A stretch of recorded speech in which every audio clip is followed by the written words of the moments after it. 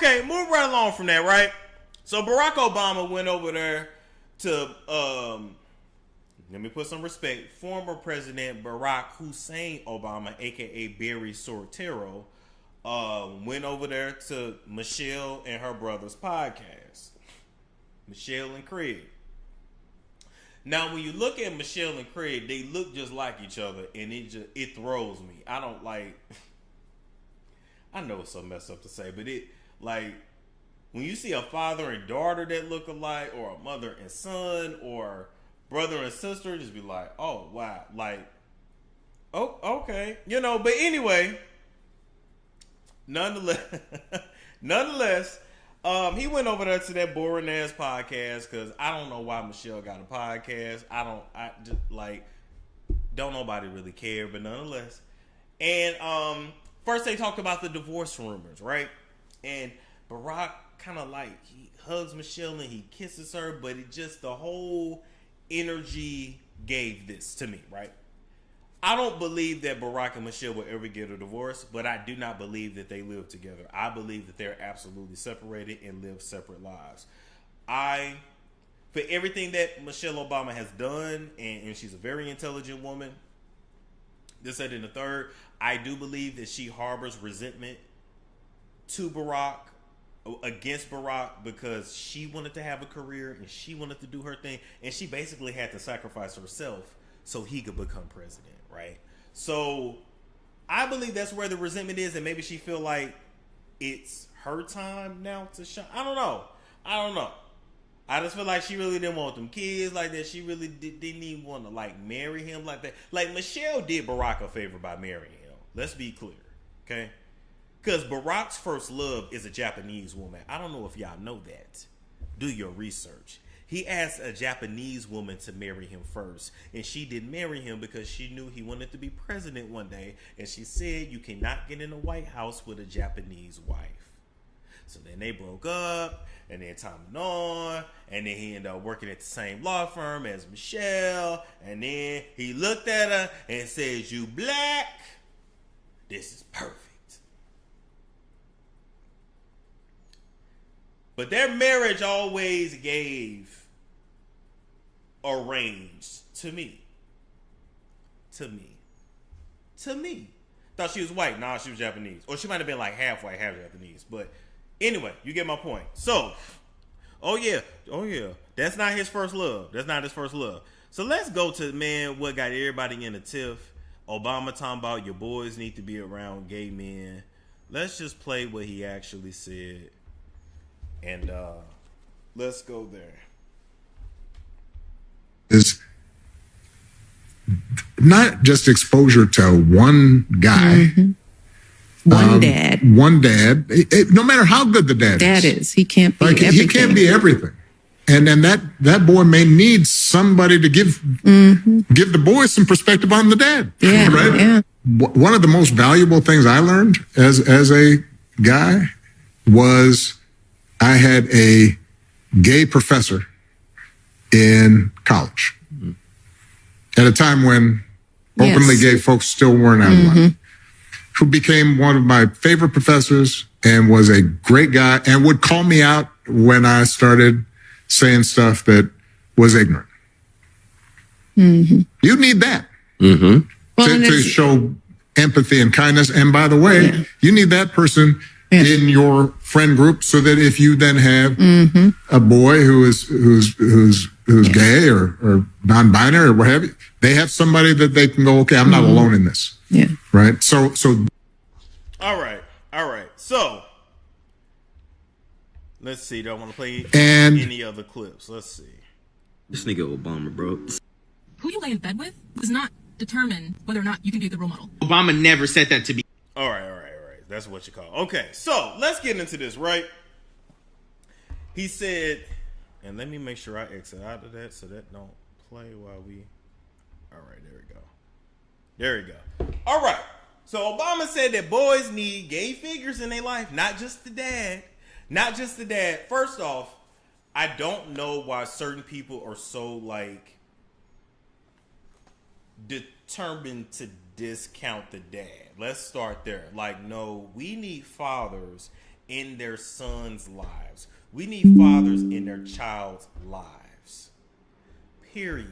I already told y'all, especially if you have a boy, take that boy and give him to his pappy. Give these niggas their sons. They grow up 20, 25, 30, 40, 35, 40, 45, 50, 55, 60 years later and get a podcast and get on YouTube and call you all kinds of names and say that you didn't do nothing for them and you ruined their life and they up because of you. So if you ain't gonna get it right with the boy anyway, because you can't teach a boy how to be a man, and there's somebody that has been through a lot of therapy and actually read parenting books, your job with a boy is over by age 8 or 9. We keep seeing 12, 13, 14 send him to his pappy. No, send him to his pappy at like age 10. Like, it starts early, because the male experience and the female experience is totally different in this world. I'm not gonna argue with nobody that say that men and women are the same. No, we're not. We're different. We should be equal, yes, but we are not the fucking same. We just not. I don't know why we get around and go around and talk around just having the father. The father should, these men should be responsible for their children. They shouldn't be able to just impregnate you in dip. We need to talk about that. And I'm not going to hold a woman accountable for a man. No, this man needs to be held accountable for this child. Come get your child. That's what I would rather them talk about. Not, it's like, and I don't have no kids, but it's like when we talk about the family dynamic, we just act like the fathers don't even exist. Maybe we assume the father's not around. I don't really understand it, because, well, not just the father, and he needs somebody to teach him empathy, and, you know, he can have multiple male figures. No, let's start with the one that nutted in the mama. Let's start with that one that he looked just fucking like. That's who he needs to learn from. Send him to his fucking twin. It's a bunch of you got sons around here with your face and your name. And I hate to see a nigga with his daddy name that he don't even know. That's no shade, no shade. I hate to see a nigga that's a second, a third, or fourth. I went to school with a fifth that didn't know number 4 through number 1. I don't understand how y'all do it, but y'all do it. Give them to their fathers. His fathers need to be around. All right, that part. Now, he said boys need gay mentors, or you at least need gay people like in your friend group, your friend circle, and all that. And he said that, you know, if a boy, in the longer clip, he actually said like are non-binary or transitioning or whatever, if he has a mentor that is also in the LGBTQIA2+, that he would know that he's not alone, right? But I don't think that's what y'all missing, is that I don't think that statement had nothing to do with boys in general. I believe that statement was a confession. I believe that, because there's been gay rumors about former President Barack Hussein Obama, a.k.a. Barry Soetoro, for the longest, right? That crackhead that came out over on Tucker Carlson's show on Rumble, that interview. And he said he sold crack to Obama in the 90s. There's been pictures that have leaked. There's been rumors over the years, right? So I believe that when Barack was in college, I believe he was struggling with his sexuality. I believe that he was struggling with understanding the intersectionality of his sexuality versus being a masculine male, his masculinity. And he had no examples of that. And of course, back then you had to keep that shit on the low. I believe whoever this gay teacher was that Barack speaks so highly of is a person that really, I'm not going to say groomed him, but really show him how you carry yourself as a gay, black, masculine man. I believe he learned a lot from him. I'm not gonna say I'm not gonna say they messed around. I'm not gonna say that they both would have been grown, but teacher student is not okay. So I'm not gonna speculate on that. But I just feel, because college is a time of experimentation anyway, and this is way before social media. So guess what? You know, your parents, your grandparents, your great-grandparents, they went to college. They did all kinds of shit that you would never know because it wasn't like it is now. You could really go off to college, create a whole new identity, do whatever, and then come back home, leave all that there, and get married and settle down, and nobody would never know. That's my opinion. I think he was just confessing that he's either gay or bisexual, and this professor that he had really taught and showed him how to move. That's just my opinion. That's what I cause all this stuff about boys, this ain't about nothing about that. This ain't about nothing about that. This is about Barack. So that's what I believe. I believe that they are him and Michelle are separated. I believe she harbors a lot of resentment. I believe.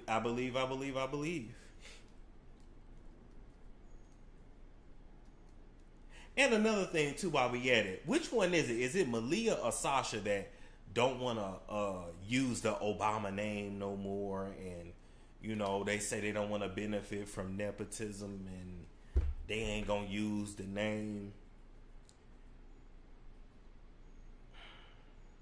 Let me say this. I am so sick of black culture making Nepo babies feel bad that they come from money, legacy, or whatever.